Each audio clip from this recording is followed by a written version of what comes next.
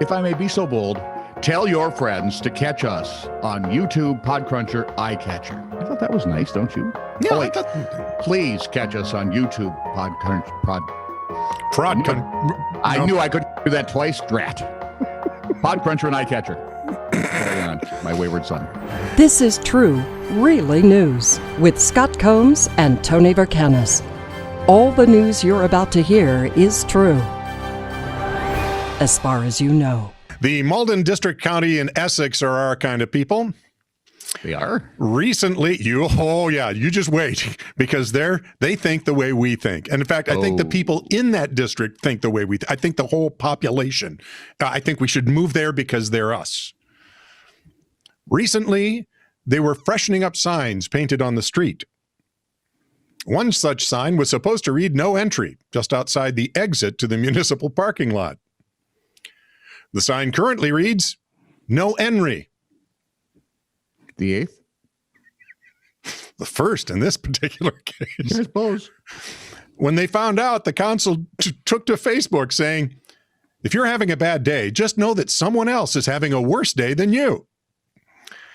Their cheery outlook has met with an overwhelmingly positive response, and people are asking, what poor Henry had done. Someone else suggested the sign painters were on a tea break. And more than a few are suggesting the sign be left to give everybody a chuckle. And that's why they're us. The legend of Henry. If Herman only knew. Over to you, Tone.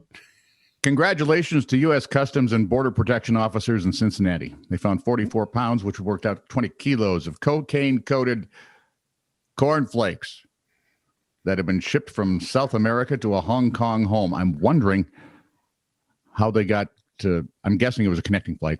They're great! Anyway, sorry, that's cornflakes, not frosted flakes. Yeah, it is frosted flakes. Oh, it is. So I was right. Cornflakes is the rooster. Doggone it, I'm hilarious. Officials said a narcotics detection dog named Biko was checking out incoming freight from Peru in the early parts of February when he alerted officers to a package. They found cereal. Sugar-coated, they thought, until they did some tests, because the white powder and the grayish substance on those little flakes was cocaine. Tony the Tiger could not be reached for comment. But we know what he'd say. What would he say? They're great! You. Police blotter. Oh, I hate you. Oh, I know. You. Thank you. 3:35 a.m. A woman on Serrano Road said 2 people were in her backyard cutting her marijuana plants. They're stealing my illegal dope, sir. It's kind of like going up to the cop on the corner. Those 2 guys just took my stash, man. Exactly. And all the time wearing a shirt that say, "Just say no to drugs." Exactly. Susan Lynn, 41, of Rio Del, was arrested on 6 warrants, alleging petty theft, public drunkenness, child abandonment, possession of a hypodermic needle, possession of a fraudulent check, five vehicle code violations, and 23, count them, 23 counts of failure to appear in court after being released on her own recognizance. Was released on her own recognizance. I see a problem with this story. And finally, a woman reported Thursday that someone broke into her home and switched hardware in her computer with identical hardware that doesn't work. Back to you, Tone. I'm not laughing at that when they've done that to me. And not only is it the same hardware, they put in bad software, too. Looking at you, Microsoft. An Alaska woman had the scare of a lifetime when using an outhouse in the backcountry. We're back to the crunch problem. Yeah. You need to do more crunches. That's all. Alaska woman had scare of lifetime using outhouse in backcountry, attacked by bear from below. What?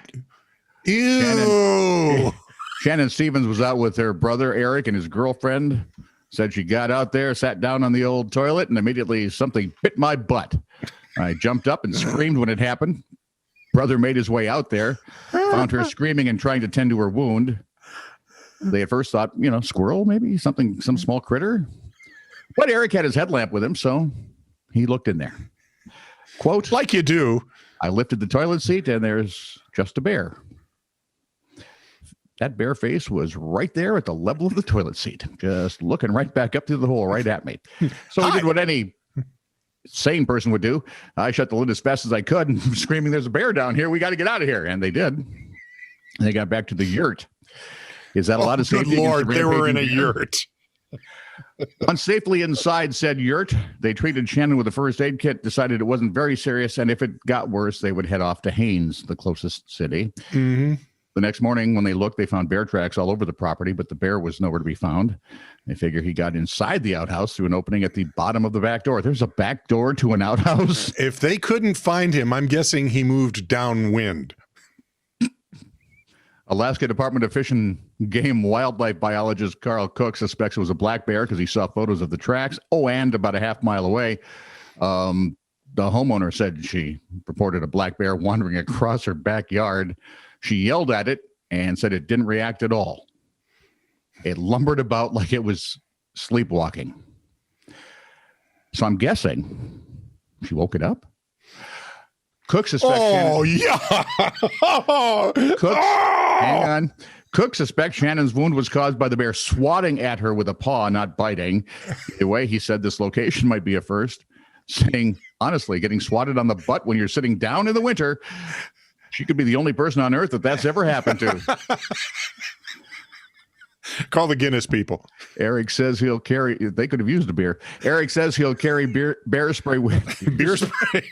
Crunchy beer spray. Yeah, exactly. Eric says he'll carry bear spray with him from now on, no matter where he is in the backcountry. And Shannon says she plans to do a better job of looking. Good on you, girl. This is true, really news. Send email to TITR@netradio.network.